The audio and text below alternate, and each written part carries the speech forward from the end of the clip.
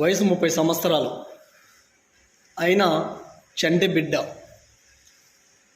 చంటి బిడ్డని ఎలా కాపాడుకోవాలనో అలా కాపాడుకోవాలి.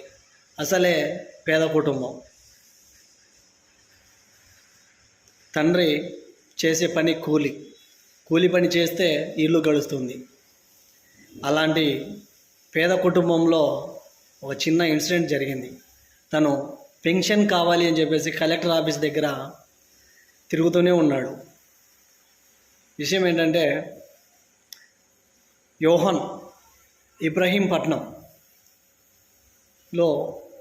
జరిగినటువంటి ఈ యొక్క సన్నివేశం. ఎన్టీఆర్ జిల్లా ఇబ్రహీంపట్నం.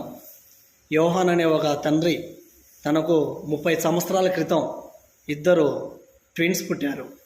అందులో కొడుకు కూతురు. కొడుకు అయితే ఎదుగుదల బాగానే ఉంది, బాగానే పెరిగాడు. కాకపోతే పాప మాత్రం ఎదుగుదల అక్కడే ఆగిపోయింది.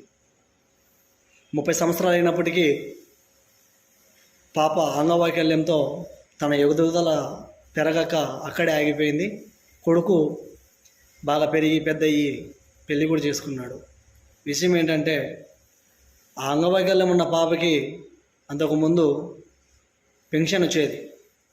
పెన్షన్తో ఇల్లు గడుస్తూ ఉన్నది. ఆ పాపడు మందులు అవి చూసుకునేవారు. కానీ గత 4 సంవత్సరాల క్రితం ఏం జరిగింది అది మాకు తెలీదు. వాళ్ళ అబ్బాయికి సచివాలయం ఉద్యోగం వచ్చింది.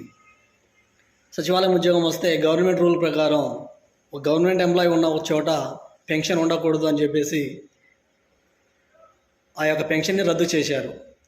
ఆ తండ్రి ఏం చేస్తున్నాడంటే, ఇప్పుడేమో కలెక్టర్ ఆఫీస్ దగ్గరికి వెళ్ళి, అయ్యా నా కుమారుడికి పెళ్ళి అయిపోయింది, అతను వేరే కాపురం ఉంటున్నాడు, నేను చేసేది పని కూలి, నేను సంపాదించే కూలి మా తినడానికి కాగా పిల్లలకి మందులకు దానికి దీనికి సరిపోవడం లేదు, దయచేసి పెన్షన్ అయినా అప్రూవల్ చేయండి అని చెప్పేసి కలెక్టర్ ఆఫీస్ దగ్గర బ్రతిమాలుతున్నాడు.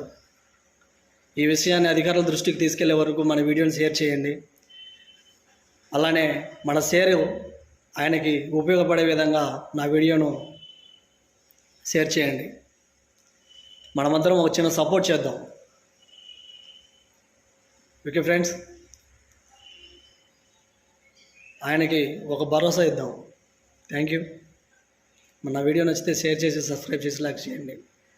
సార్ లోకేష్ సార్, దయచేసి వారికి పెన్షన్ వచ్చే విధంగా చూడండి.